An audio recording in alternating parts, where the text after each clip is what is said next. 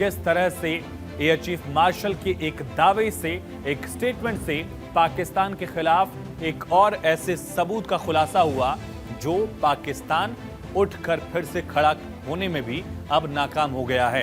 पाकिस्तान की वायुसेना के खिलाफ एक इतना बड़ा एक्शन जिससे शायद ही पाकिस्तान कभी भूले। 10 मई की शाम करीब 5 बजे भारत और पाकिस्तान के बीच सीज फायर हुआ, लेकिन उससे पहले भारत ने पाकिस्तान को धुआं कर दिया। पाकिस्तान के सैन्य ठिकानों पर भी ताबड़तोड़ बमबारी की, जिसका असर आज भी दिख रहा है। 3 महीने होने को आए हैं, लेकिन पाकिस्तान अब तक उबर नहीं पाया। आज एयरफोर्स के चीफ एपी सिंह ने पाकिस्तान की बर्बादी की एक कहानी बताई। वायुसेना प्रमुख ने बताया कि पाकिस्तान को कितना नुकसान हुआ, उन्होंने पूरी जानकारी दी। बताया उन्होंने कि 5 फाइटर जेट जो हैं वो पाकिस्तान के ऑपरेशन सिंदूर में तबाह हुए, खत्म हुए, ये जानकारी उन्होंने दी। एक बड़ा सर्विलांस प्लेन जिससे पाकिस्तानी इंटेल की रेडार सिस्टम की कमर टूट गई। मुरीद चकला कमांड कंट्रोल सेंटर को भी भारत ने स्ट्राइक में तबाह कर दिया, खत्म कर दिया। और Lahore Okara surface to air missile system जो पाकिस्तान का था, उसके भी पुर्जे भारतीय स्ट्राइक में अलग हो गए। सुकूर यूएवी हैंगर जहां पाकिस्तान के ड्रोन थे उसको भी खत्म किया, और भोराली हैंगर और जैकबाबाद F-16 हैंगर में भी पाकिस्तान के वायुसेना के बेड़े को नुकसान पहुंचा है। इस बात की जानकारी वायुसेना chief air chief marshal AP Singh ने दी। यानी संघर्ष विराम से पहले भारतीय सेना ने पाकिस्तान में जबरदस्त तबाही मचाई। भारतीय फौज के आगे पाकिस्तान बैकफुट पर आया और वायुसेना प्रमुख ने एक एक करके सब कुछ बताया, साफ किया कि पाकिस्तान को कितना और कैसे नुकसान पहुंचा। Apart from these, the SAGW systems, mostly from, I'm talking about fighter aircraft are from S-400. We have at least 5 fighters confirmed kills and 1 large aircraft, which could be either an Elint aircraft or an AWNC aircraft, which was taken on at a distance of about 300 kilometers. This is the actually largest ever recorded surface-to-air kill that we can talk about. Apart from, of course, this, there are a large number of UAVs, drones, there are some of their missiles which have fallen in our territory. तो दुनिया अभी तक पूछ रही थी कि पाकिस्तान के कितने फाइटर जेट गिरे, भारत ने जो कार्रवाई की उसमें पाकिस्तान को कितना नुकसान हुआ। एक तरफ सैटेलाइट इमेजरी थी, सैटेलाइट इमेजेस में दुनिया ने देखा कि भारत ने किस तरह से पाकिस्तान के हैंगर, पाकिस्तान के एयरबेस और पाकिस्तान के आतंकी ठिकानों को खत्म किया, नेस्तनाबूद किया, स्ट्राइक में उनको नुकसान पहुंचाया। लेकिन अब पहली बार भारतीय सेना ने यह भी जवाब दिया है और बताया वायुसेना प्रमुख ने कि पाकिस्तान के कितने फाइटर जेट्स को नुकसान पहुंचा और किस तरह से भारत के S-400 सिस्टम ने पाकिस्तान के इंटेल विमान से लेकर पाकिस्तान के जेट्स को खत्म किया और इस एक्शन में पाकिस्तान के F-16 भी मार गिराए गए। That is Shahbaz, their Jacobabad airfield, one of them again, a major airfield that was attacked.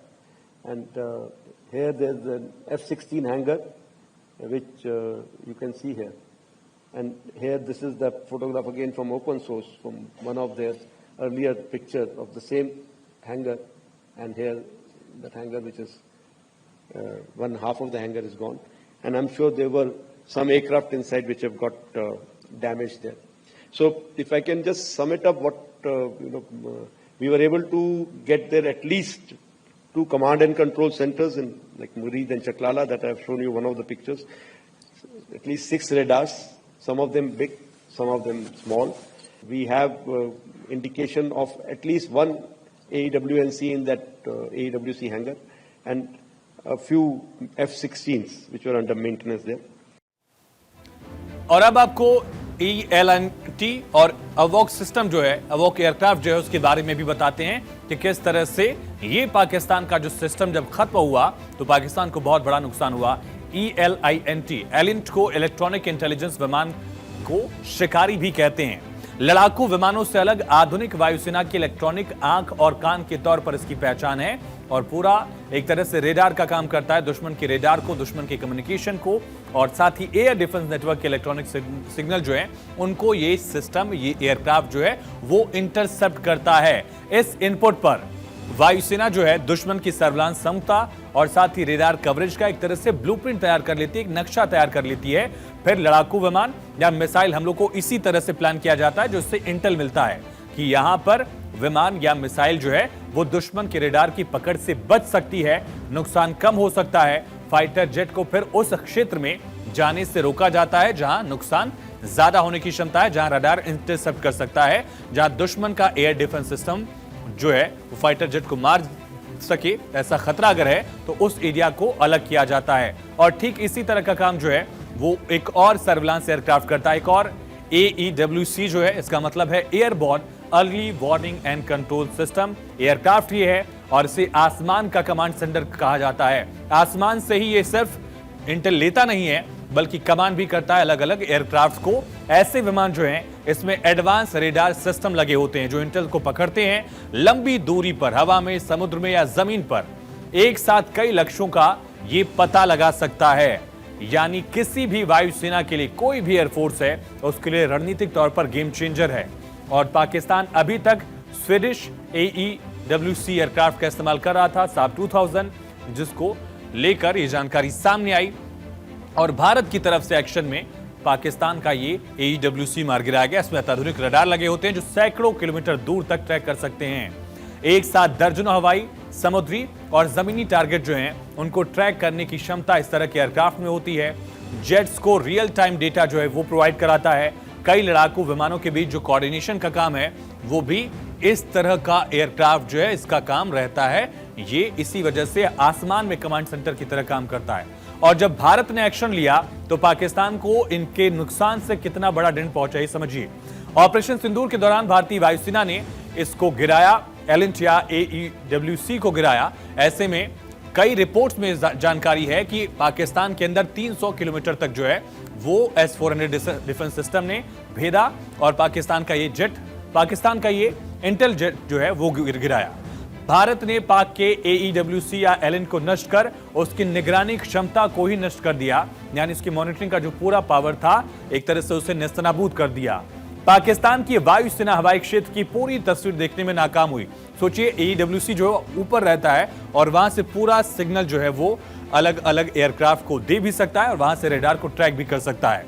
भारतीय वायुसेना की मूवमेंट का आकलन करने और तत्काल जवाबी कार्रवाई करने में पाकिस्तान कमजोर हो गया, पाकिस्तान नाकाम हो गया और उसका बहुत बड़ा नुकसान पाकिस्तान की वायुसेना को उठाना पड़ा क्योंकि भारत ने इस तरह का एक्शन लिया था। इस तरह से उसके इंटेल विमान को दरअसल ढेर कर दिया। विपक्ष लगातार सवाल उठा रहा था कि कितने विमान गिरे, हालांकि विपक्ष ने कभी यह सवाल नहीं किया कि दुश्मन देश पाकिस्तान के कितने फाइटर जेट्स गिरे। आज पहली बार दुनिया ने जाना है कि पाकिस्तान की सेना में हड़कंप क्यों मचा, क्यों भारतीय फौजियों से पाकिस्तान रहम की भीख मांगने लगा। उसके पीछे न केवल सैन्य ठिकानों की तबाही थी बल्कि 5 फाइटर जेट और एक बड़ा सर्विलांस प्लेन जो है वो गिरना भी अहम रहा। कुछ ही दिन पहले डोनाल्ड ट्रंप ने कहा था कि 5 फाइटर जेट्स गिरे, लेकिन किस देश के गिरे ये ट्रंप ने नहीं बताया। और आज इसका खुलासा हुआ है कि पाकिस्तान में जबरदस्त तबाही मची है। 2 पॉइंट्स में आप समझिए एयर चीफ ने जो कहा उसके माने क्या है, मायने क्या है। पहला पॉइंट, सेना को क्लियर कट मैसेज दिया गया था, क्लियर संदेश था कि सेना तय करेगी कि कितना आगे बढ़ना है, ये सेना का ही कॉल होगा। योजना बनाना और लागू करने की पूरी आजादी जो है वो सेनाओं को दी गई थी। तीनों सेनाओं के बीच कोऑर्डिनेशन था, कोऑपरेशन था, वो जाहिर तौर पर दिखा। 90 घंटे की जंग में पाकिस्तान पीछे हट गया क्योंकि ये एक उच्च तकनीकी वाला युद्ध था और मॉडर्न वॉरफेयर में पाकिस्तान हमारे सामने टिक नहीं पाया। जब इतना बड़ा नुकसान हुआ तो काफी नुकसान के बाद पाकिस्तान ने DGMO लेवल की बातचीत को शुरू किया। वहां के DGMO ने भारत के DGMO को कॉल किया, बात की और 80 से 90 घंटे के युद्ध में ही पाकिस्तान ने घुटने टेक दिए। यानी सेना को क्लियर कट मैसेज का जो जिक्र है वो यहां पर किया जा रहा है और तीनों सेनाओं के बीच कोऑर्डिनेशन से लेकर अलग अलग पहलू का जिक्र है। काफी नुकसान के बाद पाकिस्तान ने सरेंडर किया, ये स्पष्ट था।